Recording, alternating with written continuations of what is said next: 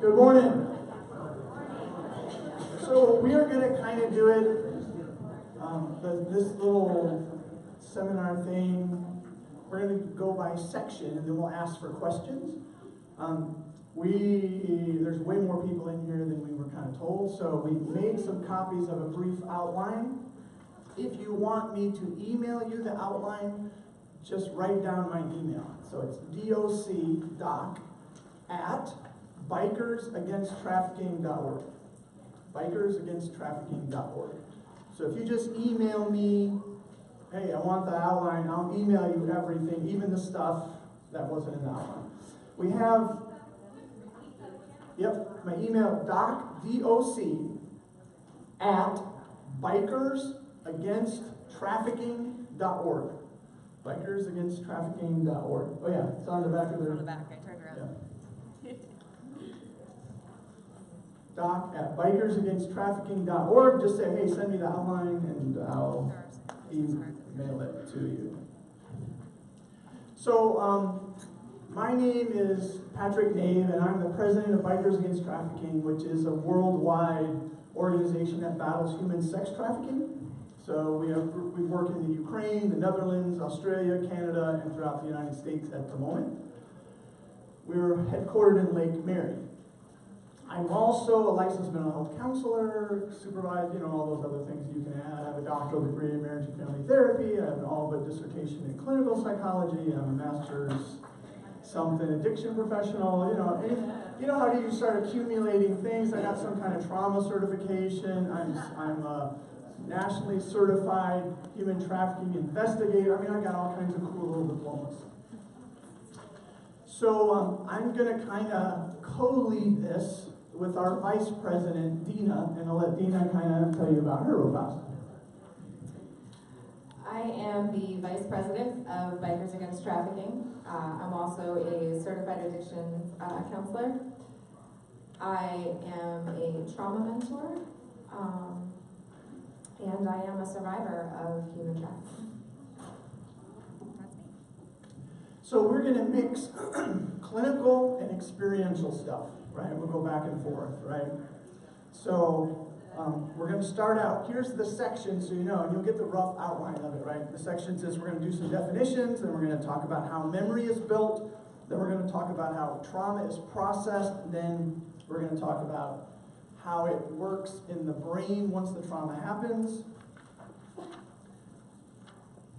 Then we're going to talk about the results, how to help, and then questions. So there's like 7 sections. So Dina's going to kind of start us off. Hey everyone. So according to the 2014 definition from SAMHSA, trauma results from an event, series of events, or set of circumstances that is experienced by an individual as physically or emotionally harmful or life-threatening. And that has lasting effects on the individual's functioning and mental, physical, social, emotional, and spiritual well-being. So when you're dealing with people with trauma, you often hear the catchphrase, trauma-informed care. How many of you actually have heard that phrase? Cool. How many of you have never heard that phrase? Okay. Some people are honest, some just aren't. That's what's happening. So trauma-informed care has 3 main parts: realizing, recognizing, and responding. Well, what does that mean? So you have to realize the prevalence of the trauma. Recognize how trauma affects all individuals involved with the program, organization, or system, including its own workforce. And responding by putting this knowledge into practice. So what does it do? It provides for safety, for acceptance, and for understanding. Up until the last 10 years, it was thought that the brain couldn't heal. Since then, we have learned that to a certain degree it can, and that's called neuroplasticity. The capacity of the brain to heal, to repair, and to recover functioning after damage. The cool part of that is that before they discovered that, they really kind of thought that if you had a traumatic brain injury or if you were a subject of severe trauma, that you really couldn't, depending on what was going on in the brain, you couldn't really repair it. Now they know that the brain has this amazing potential to repair up to a certain point. And they're still trying to investigate and figure out, how the neurons are connecting and everything and what's the true potential. But the field of epigenetics is amazing. So if you're not familiar, you need to read up on the field of epigenetics because it changes the way you can do counseling, especially if you're dealing with people with trauma and especially if you're dealing with people in the addiction field, right? Because epigenetics really talks about how trauma passes through. So we all at one point knew nothing, right? You're born, you're conceived, however it sort of works out, right? Then you start to gain information, right? And so you have to kind of imagine in your head that there's a file cabinet. And so this file cabinet has nothing in it. It has a bunch of file folders, and we could call those file folders schema. And this is the network of memory that you're going to build, right? So the schema and all these files are in there. So the first time you're walking around and you're minding your own business and you see a four-legged creature, well, maybe you're crawling or rolling around. You see a four-legged creature, you don't know what it is. So someone comes up to you and says, that's a dog. And you're like, oh, dog. And at that moment, you reach into your head, you pull out a blank manila file folder, label it dog, and you describe it, right, and put all of it in there, close it back up, stick it back in. The next day, you're minding your own business, you see a four-legged creature, and now you think you're somebody, right? And you're like, oh, I know what that is, that's a dog. And they're like, no, that's a cat. And you're like, oh, a cat. You reach back in, pull out an empty file folder, label it cat, describe the cat. Close it back up, stick it back in. So research says everything you encounter, every thought, every action, right, is stored in your brain. Piaget, the developmental psychologist, says you either assimilate the information or you accommodate it. You put it into a pre-existing folder or you create a new one. And that's kind of how memory works. We encounter something, we put it in our brain. We encounter something, we see if it's in there. If not, we create a new file. And memory just sort of builds. That works great, except for the fact that research tells us we don't remember anything accurately. You might remember 90%, you might remember 95%, some of you might remember 10%, some of you are like me, you may not remember it at all. And then the next day you will. So to a certain point, our memory is distorted. But attached to every memory are emotions. Those emotions are encoded into your brain 100% accurately. So, let's say you're 1 year old, you encounter a dog, the dog comes up, licks you, and you feel, oh, it's so good, and warm, fuzzy, whatever. In the file of the dog, you describe the experience of the dog, and then you put emotions in there. What emotions would you put in? Comfort, love, have fun, whatever. A bunch of good stuff, right? Now let's say you don't see a dog for 10 years. You're in a weird FAMCA conference. All of a sudden, something walks up the center. You look back, and in that moment, that information, right, goes into your eyes, and then your brain freezes it, especially your amygdala, right? It says, whoa, whoa, whoa, whoa. Because the amygdala wants to know, is that a threat? So then the amygdala freezes it, goes to your hippocampus, right? Opens up the memory cabinet, pulls out the file that's labeled dog, opens it up, and out jumps those emotions.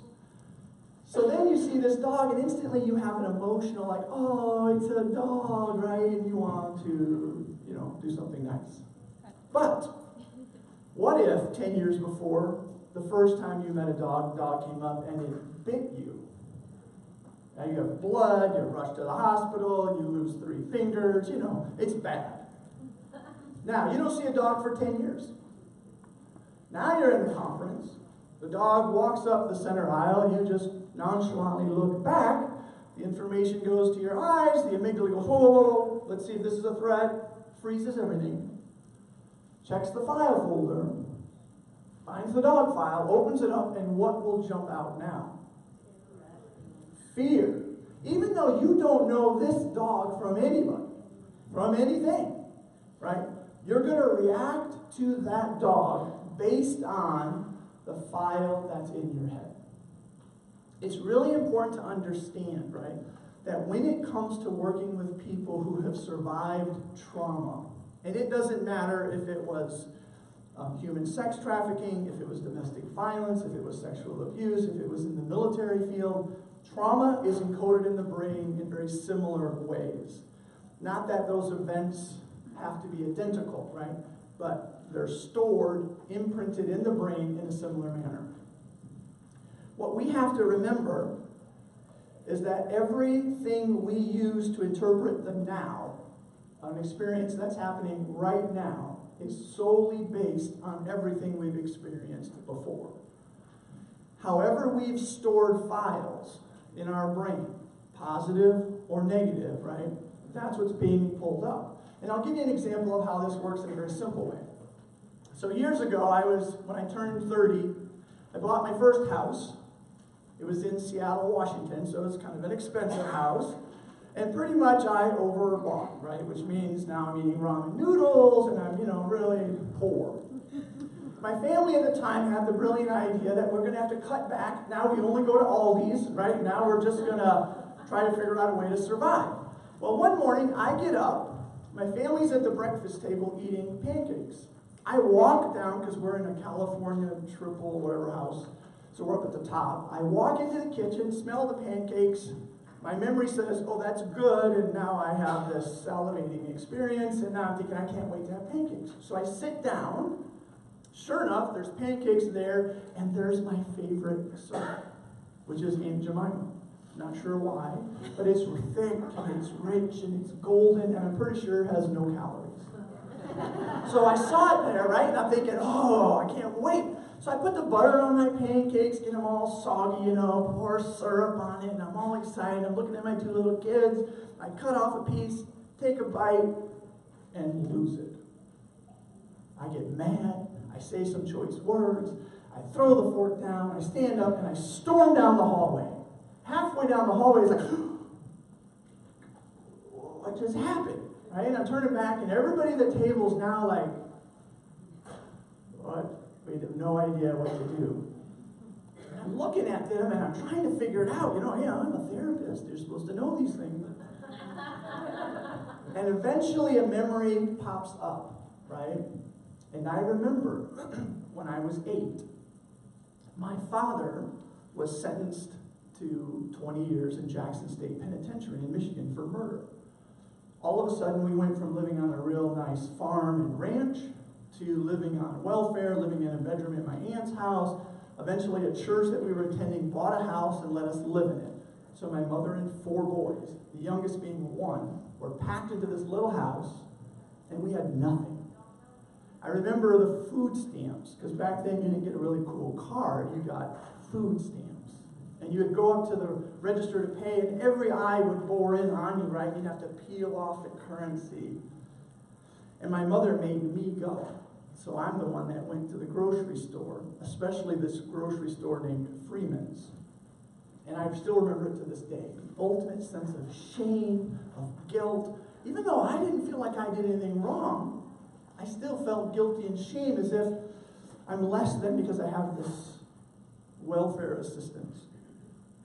Well, my mother, thinking she was being clever, would take a gallon of milk, pour it out, half of it, put powdered milk in, mix it up, and all of a sudden we have 2 gallons of milk. We're wealthy.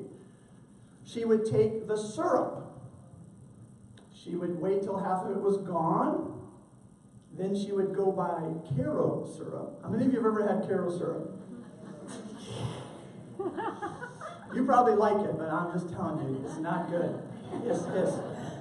So she would heat it up, kind of water it down a little bit, pour it in with the other syrup, mix it up. And she would think we wouldn't notice. But guess what? When you pour brownish water on your pancakes, you notice. And it became a symbol of shame and guilt and disgust and no value. Now I'm 30. I'm doing okay. I taste the pancakes. That experience goes into my brain, right? My hypothalamus passes it over to the amygdala and says, hey, is this a threat? My amygdala goes, well, let me just check. Have we ever tasted anything like this? And it pulls up the Karo syrup from age 8, right? And it sends a signal like this is a threat. And I react because I'm not 8. I don't have to eat that. I'm tired of that kind of, and I just lose it. And now I react as if I was the 8-year-old, but now I have power. I walk down the hallway, I stop, and I think, oh my goodness. That's how we react, right? Whether we're aware of it or not, to the files that are stored in your brain. So when it comes to trauma, you have to understand. A lot of times you'll be sitting across from somebody thinking that they have told you the story. That's the story they remember. It may or may not be connected to whatever the trigger is. There may be something totally different. You have no idea. So you have to really be careful, because the way we encode memory is one way if everything is going great. It's a totally different way if it's in the midst of trauma.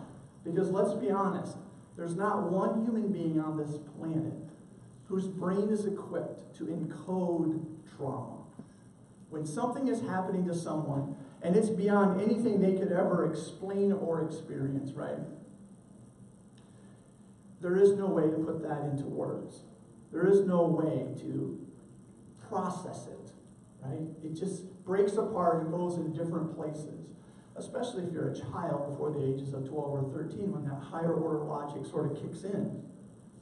There is no way to process it, right? So it goes somewhere, and then it haunts you, right, for the rest of your life.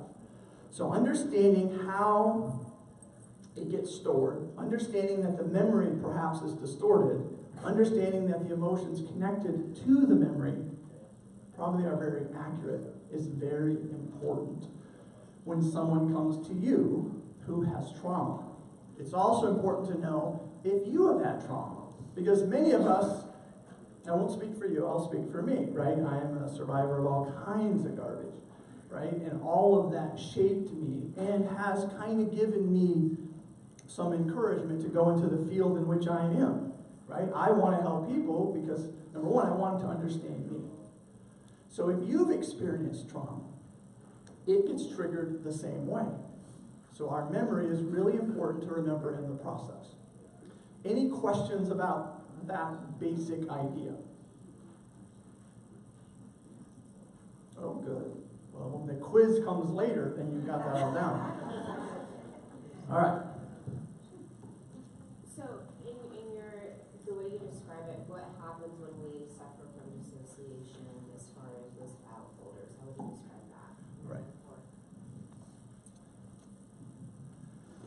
In 2 sections, we're actually going to talk about that. Because what we're going to do first, right, is we're building slowly, right? So we're going to talk about, in general, some of the factors to consider. Then we're going to talk about how memory is encoded, right?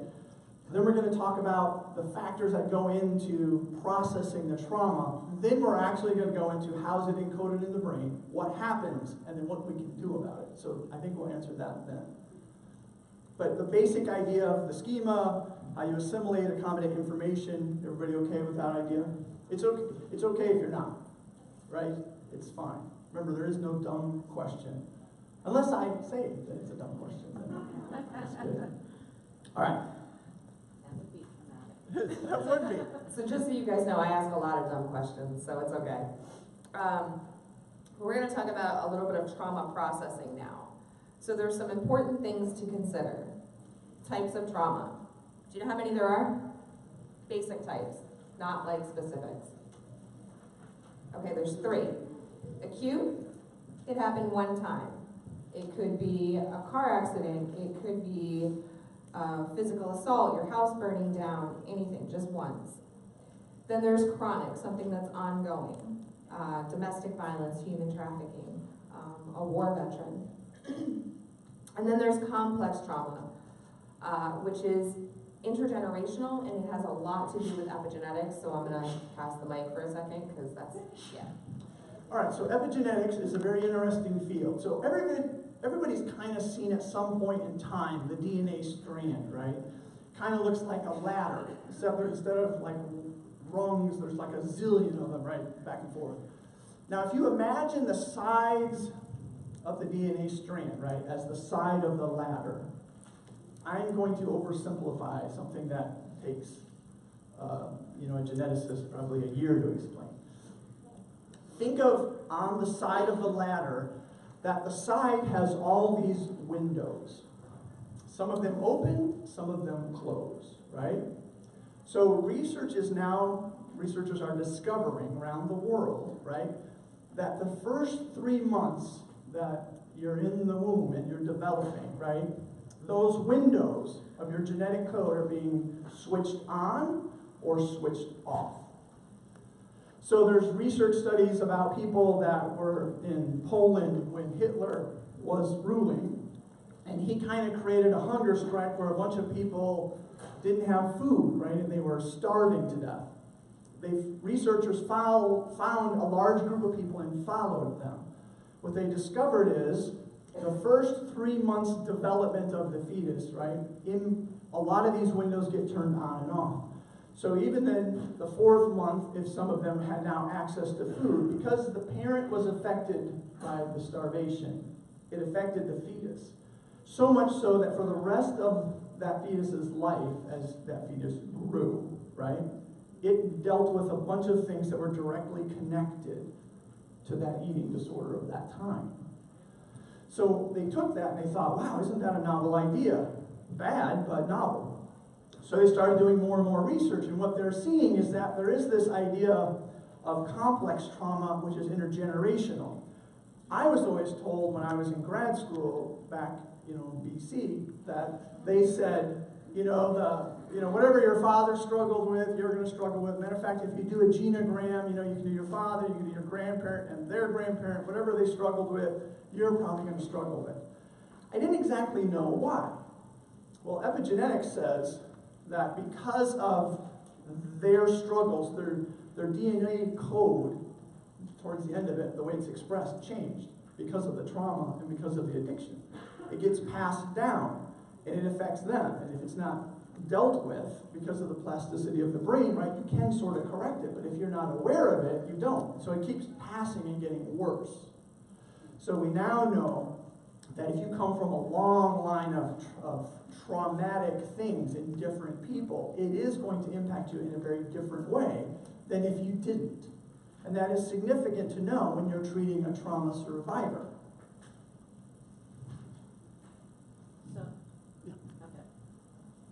So I'm Jewish. Okay. So although I didn't have anybody in my family, as far as I know, in the Holocaust, I was certainly raised Holocaust, Right. trauma. So epigenetics would say, right, that line of trauma, if it wasn't really processed through well, right, somehow has impacted you to some extent, because there's a window that got turned on because of that hasn't been turned off. Anything else about it? I want to ask one other question. Yeah, go ahead. I'm sorry. So I also, in my pregnancy, my first one, had a very bad pregnancy.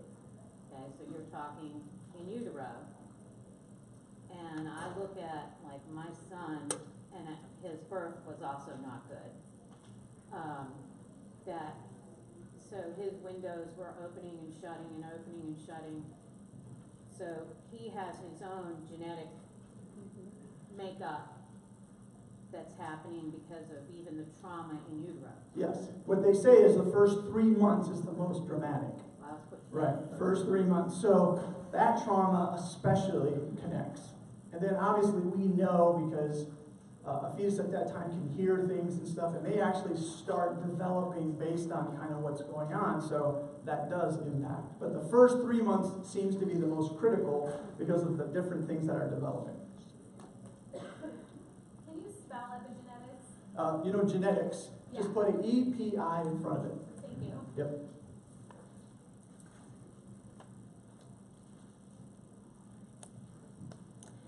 Okay, so three types of trauma.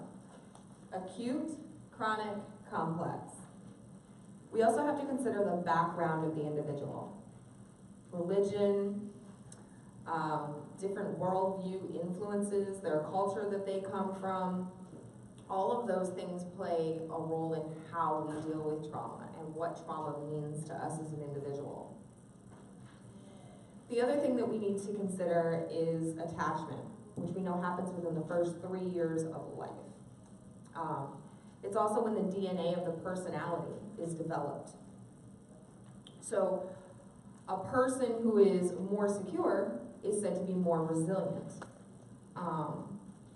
less likely to develop that PTSD. Resiliency without security leads a person to be hyper-vigilant as they're dealing with trauma.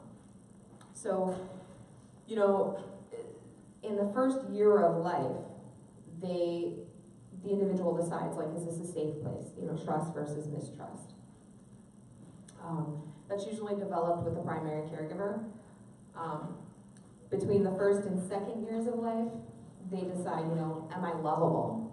You know, what is unconditional love to me? And that's simply by the way they're taken care of. And then in the second to third year of life, they develop that self-efficacy. Can I versus I can't. I'm not good enough, you know, or I can accomplish anything. So I'm not sure what your philosophical leaning is, but you know, if you look at what Erik Erikson developed in the psychosocial crisis points, or everybody kind of has developmental stages, right? But what we do know is early on, that developmental imprint sort of locked in and then shaped kind of as you go. But when that baby comes out, right, and their vision is like 10 to 15 inches or something, they really lock in on their primary caregiver, right? And they really learn everything about the world from that primary caregiver. So if it's that sense of safety, if they're bonding with the primary caregiver, then we know, right, that the neurotransmitter that's connected to the amino acid, that thing called oxytocin, is released in your brain, coats your brain, and gives you that sense of bonding, right? You become really safe, you become really secure. If that happens in the first year of life, if you have that intimate attachment with your primary caregiver, right, you're much more resilient to handle trauma down the road because of what oxytocin does when it is in your brain. So that attachment is really, really important. If you're working with a trauma survivor and you're asking them about their upbringing and they don't have a really good childhood, or they can't remember it, but it looks like perhaps they don't, you need to understand, right, that bond probably wasn't as established as it could have been. There are some people who've gone through such trauma that they won't bond at all, but they care about somebody, they love somebody, and they know how to act, right? And so they try as best they can, and they'll have moments where they feel really connected. That's frustrating, because if you're a person that is bonded well, right, you're like touching people, you're connected to people, and you get married, or you're in a relationship, or whatever, right? You feel close, and you truly feel it, right, in every part of your being. But if you're a young trauma survivor, many times you don't. So then what happens is everybody has these bonds and you just aren't as connected. Sometimes they'll say, oh, that person's, you know, so evil or so rotten. No, it's just not there. And you can't make it happen if it's not there. So it's really important to understand what happens in those first couple of years. So if someone comes into my office and they sit down, and as I start to do a psychosocial assessment of some sort, right, they start to reveal about trauma, Then, very carefully, we talk a little bit about it. I don't go into a lot of depth, but I just kind of want to be aware, because that is something that at some point we've got to figure out how that's affected them. You have to realize that it affects them a lot, right? And so the way you deal with a survivor is different based on those early years. Does that make sense? Okay. Any questions about that? Okay. So you have those early years. All right. So you have somebody that comes in. We know kind of how memories form. We know some of the considerations to take into account. Now, they come in, they sit down, and they say,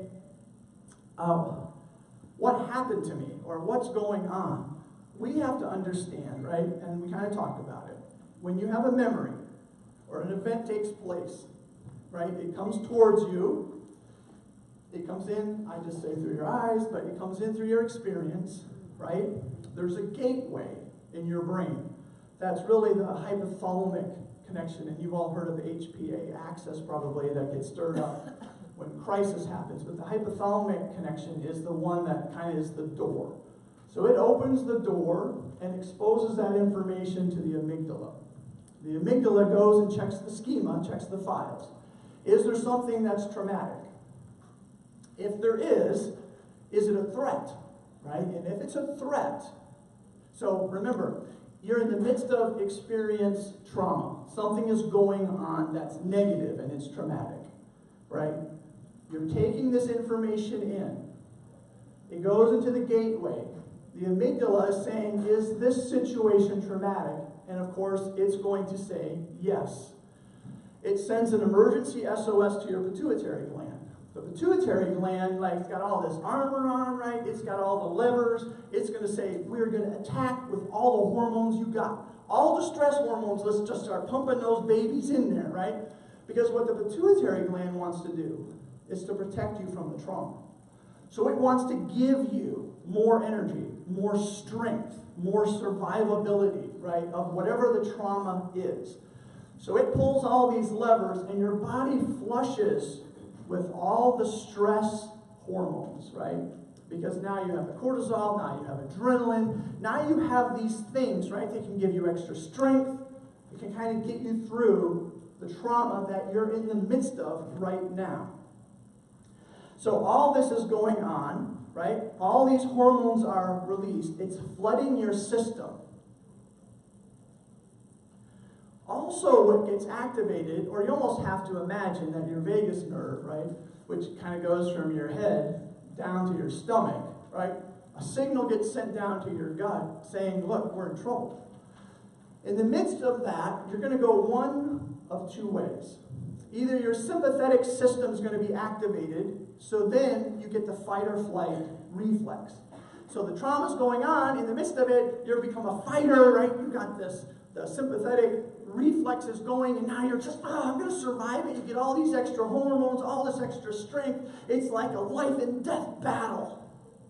Or it sends a signal the other way, because if your brain and your amygdala in assessing the situation says, yes, this is trauma, yes, we're in trouble, but we don't think there's anything we can do about it. And this is why chronic trauma is so different than acute trauma.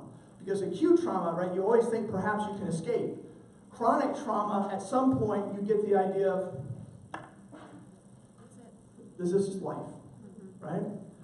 If your brain says there's no escape, your sympathetic system is not activated, your fight or flight instinct is not kicked in, your parasympathetic instinct is kicked in, right? And it does the opposite, right? So they talk about the 4 F's.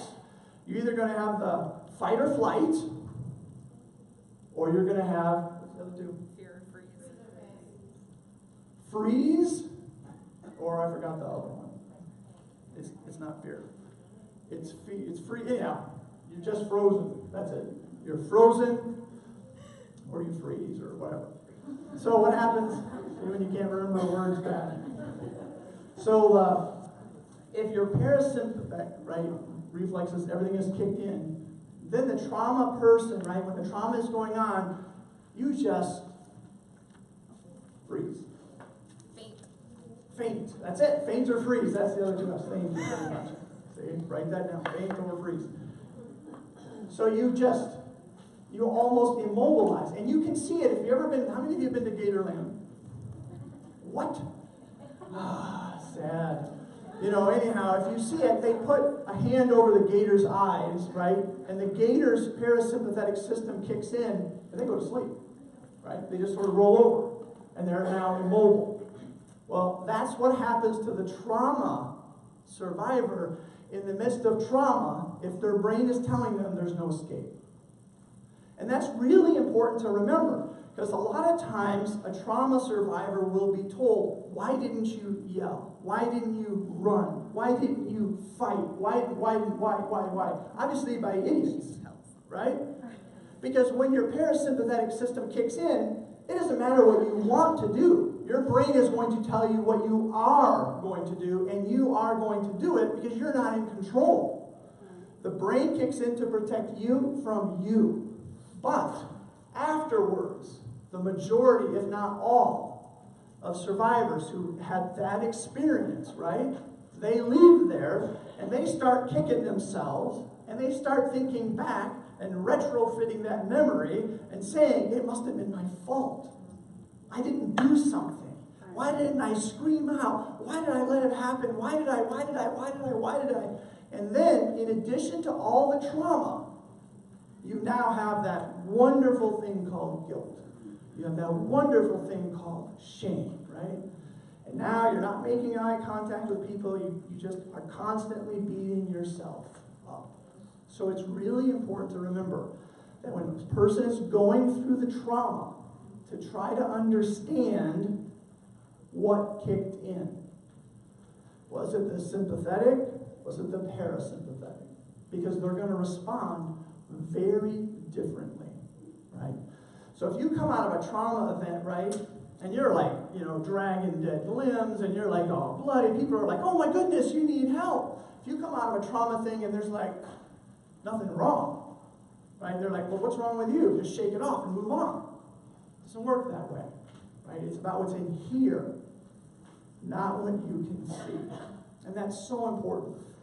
Because the majority of trauma survivors never tell anybody about the trauma, right? We talk all over, and we'll have people come up to us, and whether they were victims of human sex trafficking or some severe form of abuse, over and over and over, they will tell us, we've not told anybody.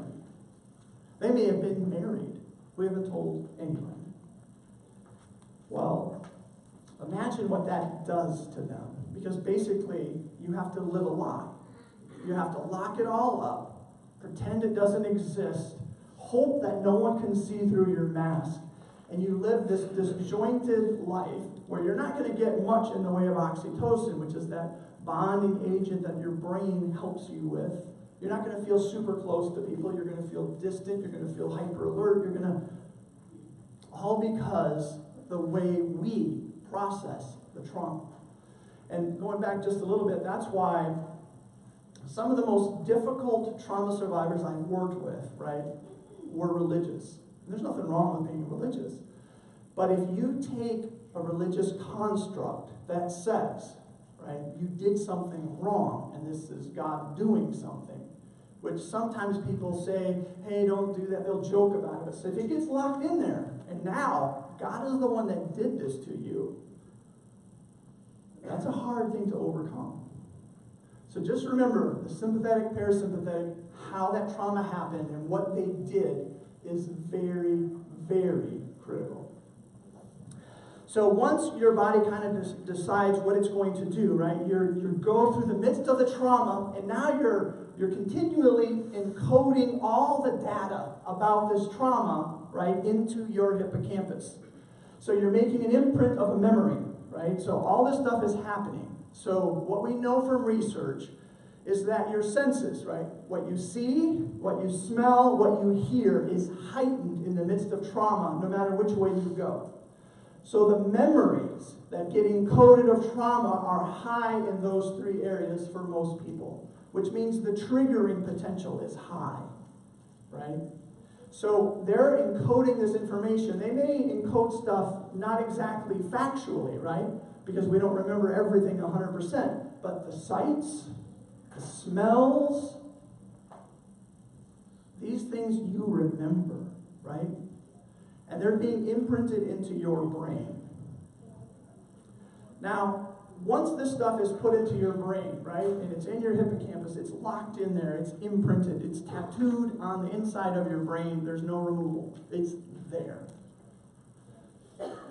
We've gone places and talked about trauma, talked to people, and we've had questions asked. Well, how long will it take for them to heal? How long should we expect? It could take the rest of their life. Because you're talking about something that's imprinted, not something that just passes through, right? This is there forever. You will always have to deal with it. What you hope is not to the same extent. The pain, the guilt, the shame, all those rawness of those emotions, right? They will start to heal. So they don't follow you with the same intensity, but they're still there. You can be a survivor and you've gone through years of counseling, great counseling, right? And really learned. You might be doing therapy, you might be talking, you might be writing, but it doesn't matter. You still are going to deal with it. And part of the problem is we live in a culture where a lot of survivors will say, I'm over it. I still remember years ago, a guy wrote a book and it was a bestseller, made millions of dollars. And he was one of those self-help books. Right, that if you just follow this principle, you're going to be everything you want it to be. When he came into my office and sat down, he said, you know who I am? It's like, I don't really read those books, sorry. He goes, oh, well, showed me his book. It's like, well, that's pretty cool. I made a lot of money, I live in a big house, on and on. Why are you? I'm depressed. It's like, well, what do you mean? He goes, my book is all a bunch of shit. Okay, it's not true for anybody, but I get people excited, they buy my book. It hasn't changed my life at all. Remember. And it's a delicate thing, right? Just because somebody says they're over something, maybe they are, maybe they're not. It's irrelevant, right? As long as you go through a process to let your brain heal, no matter what, you will be better. But you will not be cured.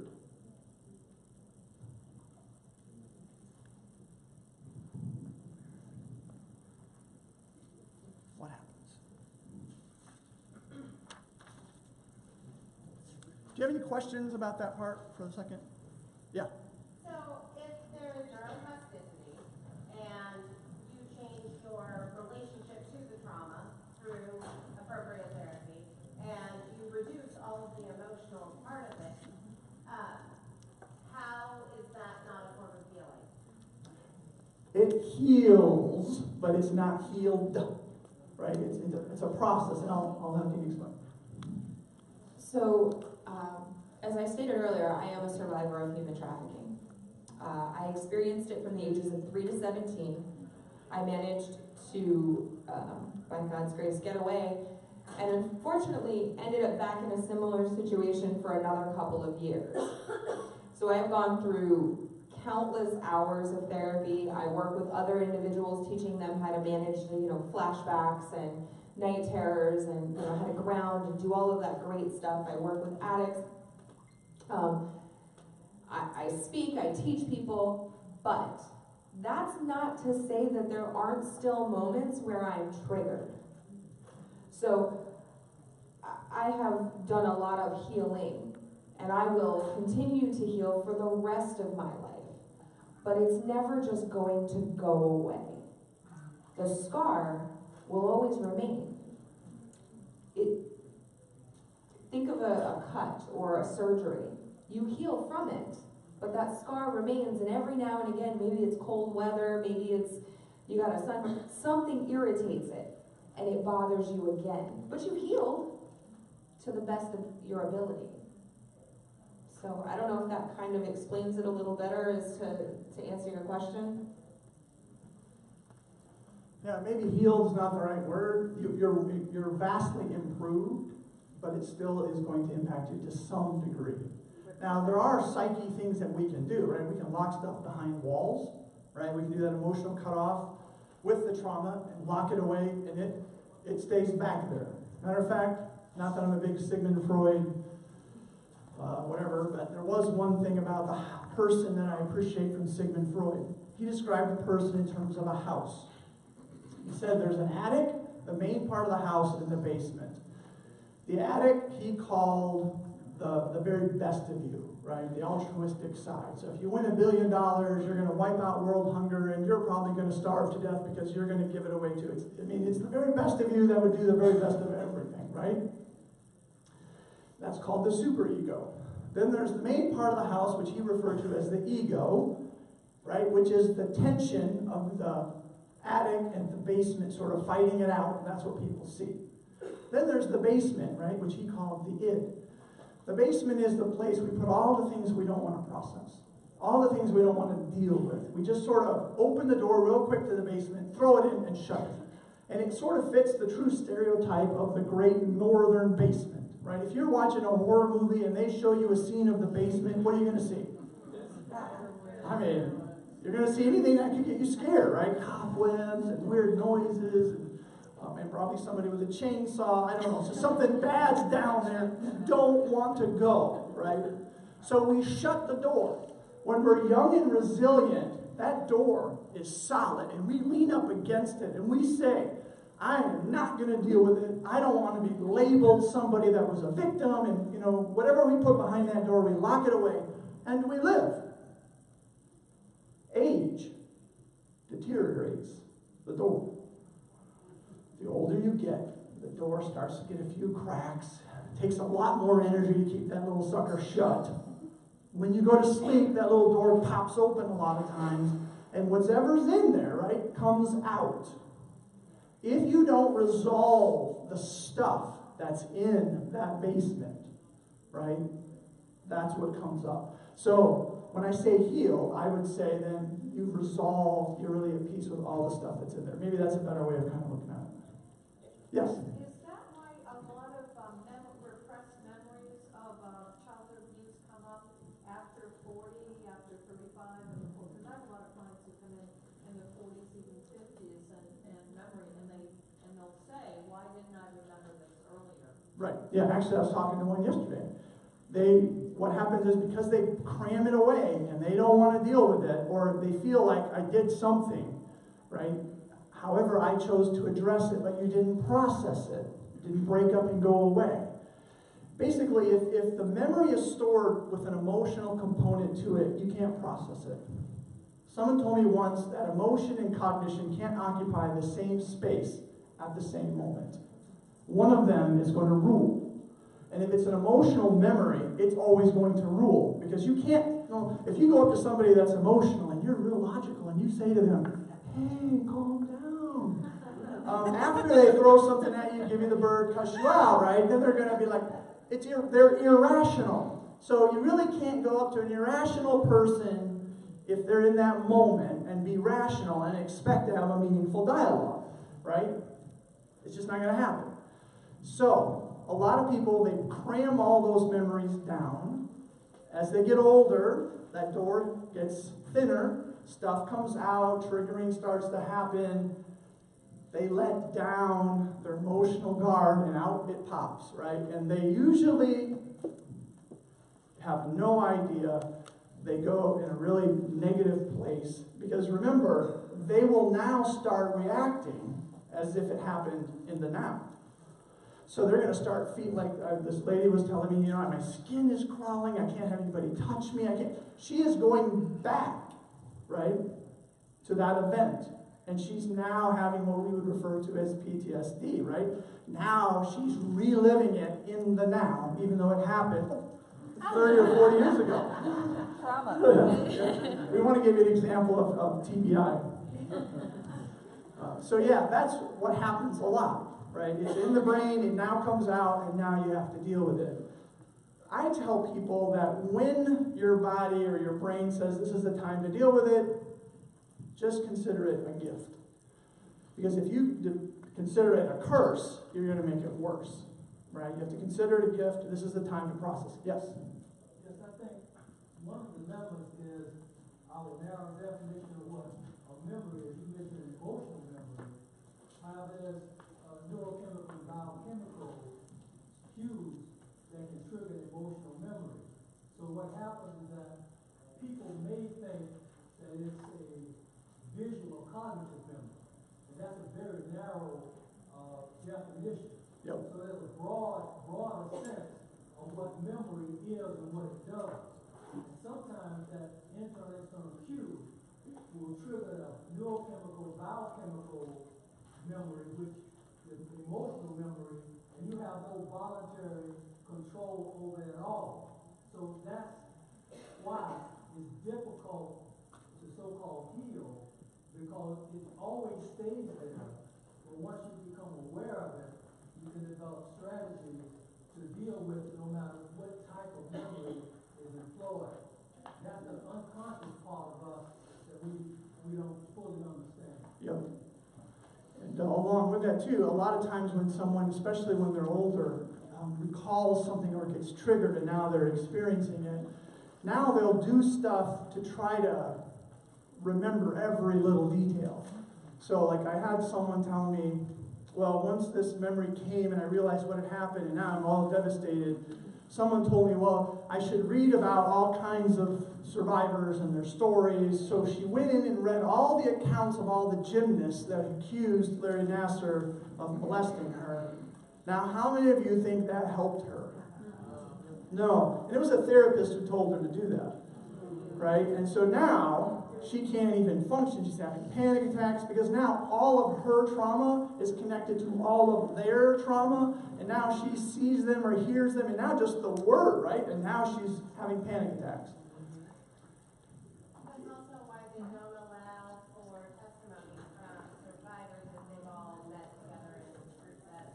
Right, so it's just not good. Even, like, we work a lot in human sex trafficking, right? And Dina will share her story in different ways. But we always process before, we process after. Because if you find somebody that's on the professional speaking circuit, so to speak, and they just get up and tell their story, what they're doing is re-traumatizing themselves, and they are actually getting worse. They're not getting better. But they're getting paid for it, so it seems like they're helping. Right? And there's a lot of organizations that I call it will posterize trauma survivors because they want your empathy or your sympathy, and then they want you to use your credit card or something else. They want to stir up emotions. But it's if the survivor, right, is telling their story and has a support team and is in process before and after, it's not alone, right, then you can move forward in a healthy way. But if they're not, remember what's going on. Yes? What do you think about, well, I agree with what you said about when this stuff comes up as a gift. What do you think about the survivor's timing of their stuff coming up and their ability to deal with it? Like, that it's time, they're ready. They have some resilience, absolutely they need support and guidance, but that their inner self is stronger now. Do you subscribe to that? Yes and no, and I'll explain. So if the survivor is single, right, and now all of a sudden it's stirred and they're going directly to get help, then you can really look at it and there's positives along the way. If they're in a relationship and their partner all of a sudden says, hey, for 30 years we had the greatest sex in the world, right? And now what, we haven't had sex in a year, what's up? Are you having an affair? All right, and all of a sudden here comes the accusations. If the survivor then turns to their partner and says, no, you don't understand, it's the trauma, and he's like, how come I never heard of it now? What's the deal? Why is it now? What are you trying to pull on me? What, right? And they will tell me, I feel like I got tricked, or I feel like I got led astray, or they just were after my money. So in that case, they're doubly traumatized, because now someone once again isn't acknowledging that they're a survivor, that they did something wrong. So it really depends on the situation around them, I would say, if that makes sense. Any other questions? Yes? So you may get this later, but as you say, you'll live with a trigger for the rest of your life. So how do you tell the difference between what is a trigger and what is still working through the trauma? Because it kind of sounds like you can get a false positive, false negative, they look the same. So So how do you guys distinguish the difference? We'll get to that in a minute, but that is a good question. If I don't answer that, say, hey, you bailed on me, and we'll come back to that, because that's really important. All right, say it loudly. The difference between a trigger and what is still dealing with the trauma. Because you get a false positive or false negative, because they can kind of look the same, right? So how do you tell the difference between what is over it, but you're just still dealing with the rest of your life, and what is still actually in the midst of it? Right. Everybody hear that? So really the difference, okay. Any other questions up to now? And we'll give you plenty of times to ask questions too, so if you, that's why the card is there, write it down too, so you can remember and we can address it. Because if there's any question, we at least want to take a shot, because if we don't know some idea, you guys might know, so we'll process together at the end. Yes? So I've witnessed great success in sexual abuse victims through EMDR therapy. What is your experience, and especially you as a survivor of human trafficking, treated many cases of sexual abuse but not human trafficking? It's an empirically based researched modality, proven to work on extreme trauma. What is your experience?